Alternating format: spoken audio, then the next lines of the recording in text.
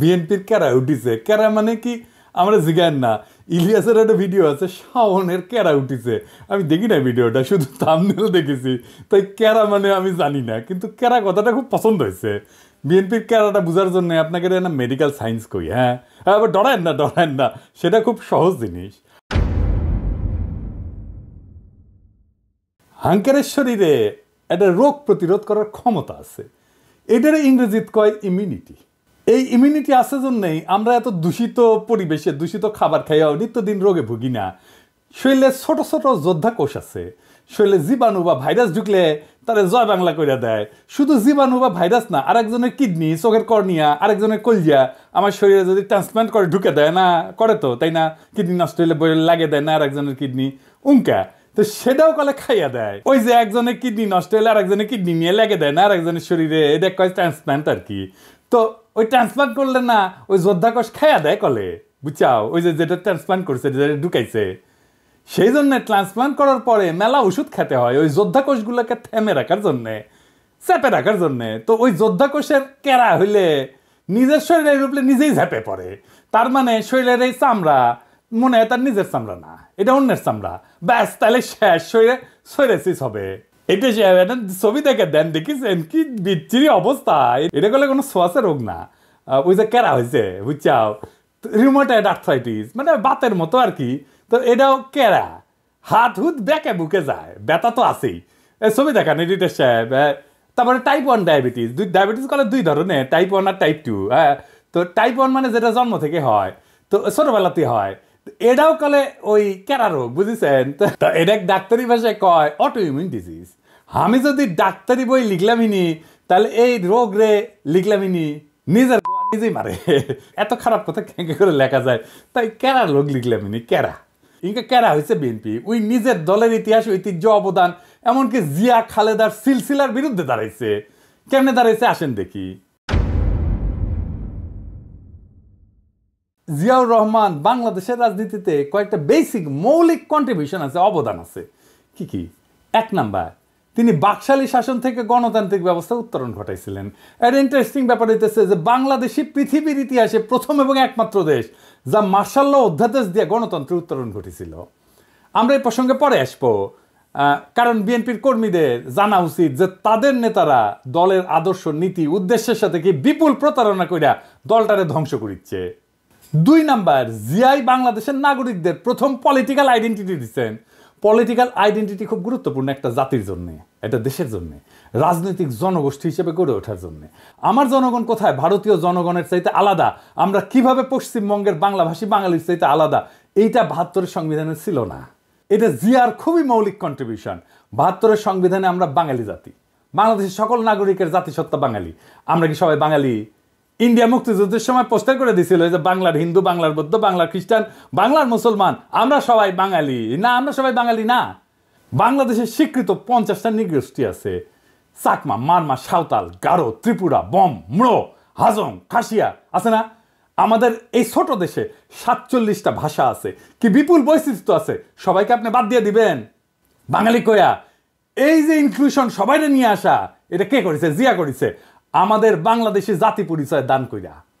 3 number, বাংলাদেশকে পদানত রাখার ভারতীয় বয়ান মুজিববাদ, যা এই 72-এর সংবিধানের রাষ্ট্রীয় মূলনীতি 4টা: গণতন্ত্র, সমাজতন্ত্র, ধর্মনিরপেক্ষতা, বাঙালি জাতীয়তাবাদকে জয় বাংলা করে দিছিল জিয়াউর রহমান। ধর্মনিরপেক্ষতাকে প্রতিস্থাপন করেছিল পরম করুণাময় আল্লাহর উপর পূর্ণ আস্থা এবং বিশ্বাস দিয়া। সংবিধানে বিসমিল্লাহির রহমানির রহিম যুক্ত করেছিল। আমি এক এক করে দেখাচ্ছি কি কি করেছিল।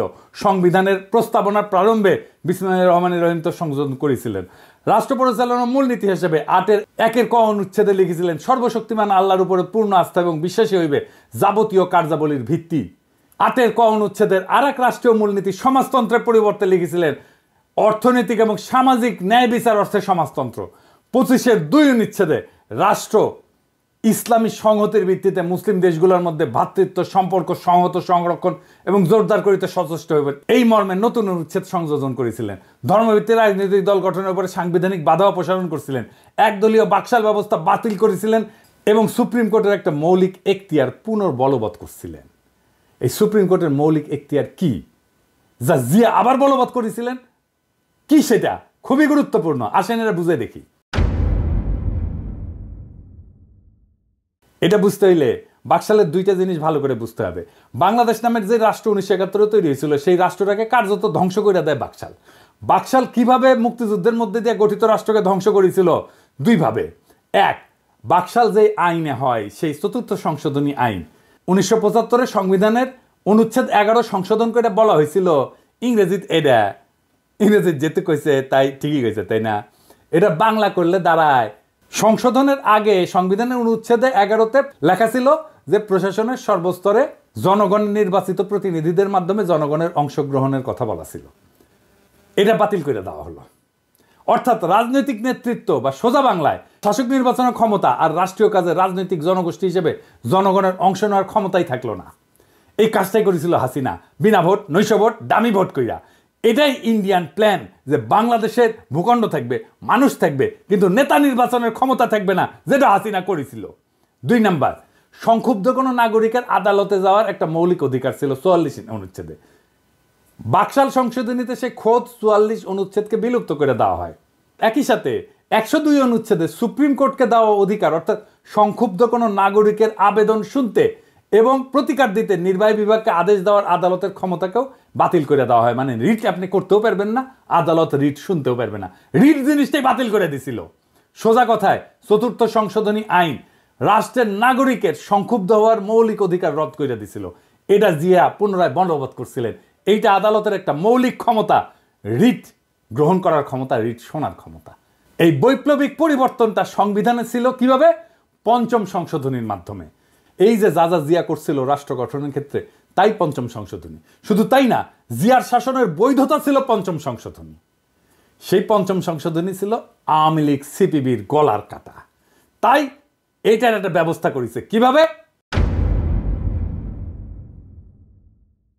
এটা বাদ দিতে পারলেই অবিকৃত বাকশাল ফিরে আসে। এটাই ছিল আওয়ামী লীগ সিপিবির প্রজেক্ট। ইনফ্যাক্ট এটা ইন্ডিয়ান প্রজেক্ট। 5ম সংশোধনী বাদ দিয়া দেয় হাসিনা আদালতের রায়। ওইটা মুন সিনেমা হলের মালিকানার রায়ের মধ্যে সামে 5ম সংশোধনী বাতিল করে দেয় হাসিনা। ফলে জিয়ার শাসন আইনত বাংলাদেশে এখনো অবৈধ। বিএনপি যদি জিয়ার সংবিধান চাইতো মানতাম, ওই জিয়ার সংবিধান থাকলে হাসিনার ফ্যাসিস্ট শাসন চালু করতে পারতো না। জিয়ার সংবিধান হচ্ছে 5ম সংশোধনীর সংবিধান, সেইটা বিএনপি চায় না, চায় 72-এর সংবিধান। নিজের ইতিহাস, নিজের ঐতিহ্যের বিরুদ্ধে দাঁড়াইতেছে বিএনপি। বিএনপির কেরা উঠিছে, তাই নিজে দাঁড়াইতেছে জিয়ার বিরুদ্ধে। এইবার বলেন, এই বিএনপি তৃণমূলের কর্মীরা আপনাদের আবেগের সাথে, জিয়ার রাজনৈতিক উত্তরাধিকারের সাথে আজকের বিএনপি বেইমানি করছে কিনা আপনি বলেন? কার জন্য করছে এটা জিজ্ঞেস করেন আপনাদের নেতাকে। কার সাথে সে জিয়ার রাজনৈতিক ঐতিহ্যের বিরুদ্ধে দাঁড়ায় মুজিববাদী সংবিধান, 72-এর সংবিধান রক্ষার জন্য উঠা পড়া লাগছে? আমারে বলে আমি বিএনপি বিরোধী। হইতেই পারি বিএনপি বিরোধী, কিন্তু বিএনপি তো জিয়া বিরোধী হয়েছে, আমি তো জিয়া বিরোধী না। আসুক বিএনপির নেতারা আমার সাথে বাহাস করতে এই ইস্যুতে, তাদের জবাব দিতে হবে কেন তারা জিয়ার সংবিধানকে ত্যাগ কইরা মুজিববাদী সংবিধান রক্ষায় নামিছে। বিএনপির সাথে আমার শুধু না, আপামর বাংলাদেশের জনগণের বিরোধের জায়গাগুলো শুনে রাখেন, বিএনপি নেতারা শুনে রাখেন, বিএনপি কর্মীরাও শুনে রাখেন। 1 নাম্বার, বিএনপি আওয়ামী লীগকে ভোটে আনতে চায়, আমরা এটা চাই না। 2 নাম্বার, বিএনপি মুজিববাদী সংবিধানকে রক্ষা করতে চায়, আমরা এটা ছুঁইরা ফেলতে চাই। আমরা জিয়ার সংবিধান মাইনা নিতে রাজি আছি, কিন্তু কোনোভাবেই 72-এর মুজিববাদী সংবিধান মানব না। 3 নাম্বার, প্রথম আলো ডেইলি স্টারের পিঠ বাঁচাইতে আগায় আসা যাবে না। বিএনপি আগায় আসছে। প্রথম আলো ডেইলি স্টারের হোগা যারা চাটবে তাদের সাথে কোনো পীড়িত নাই, তাদের সাথে ঐক্য অসম্ভব। 4 নাম্বার, বিএনপিকে ভারত প্রেম ছাড়তে হবে। বিএনপি ভারতের সাথে 2019 সালেও সম্পর্ক করতে গেছিল, পাত্তা দেয়নি ভারত। 15 অক্টোবর 2019-এ বিবিসিতে প্রকাশিত এক রিপোর্টে এভাবেই লেখা হয়েছিল কথাটা, দলটির পক্ষ থেকে গত কয়েক বছর ভারতের সাথে একটা ভালো সম্পর্ক তৈরির চেষ্টা অনেক সময় দৃশ্যমান হয়েছে। বিএনপির সিনিয়র কয়েকজন নেতা গত বছর মানে 2018 সালে ভারত সফরেও গিয়েছিলেন। তাদের সম্পর্ক তৈরির চেষ্টায় ভারত সেভাবে সাড়া দেয়নি। এমনকি বিএনপির একজন অতি গুরুত্বপূর্ণ নেতা প্রকাশ্যেই বলছেন বিএনপির রাজনীতিতে ভুল ছিল, মানে ভারত প্রশ্নের রাজনীতিতে ভুল ছিল। বিএনপির রাজনীতি ভুল ছিল, খালেদা জিয়ার রাজনীতি ভুল ছিল, জিয়ার রাজনীতি ভুল ছিল। এই আস্পর্ধা কোথায় পাইছিল সেই নেতা? আমরা তখনই বিএনপিকে এলাই ভাববো, সহযোদ্ধা ভাববো, যখন এই 4টা প্রশ্নে বিএনপি স্পষ্ট স্ট্যান্ড নেবে। এখানে পলিটিক্যাল স্ট্যান্ড নেওয়াই রাজনীতি, টেম্পু স্ট্যান্ড দখল করা রাজনীতি না। মৌলানা ভাসানী আওয়ামী লীগেরই নেতা ছিল। আওয়ামী লীগ তারা ওন করতে পারে নাই, তাই মাওলানা ভাসানী আওয়ামী বিরোধীদের আদর্শিক নেতা হয়েছে।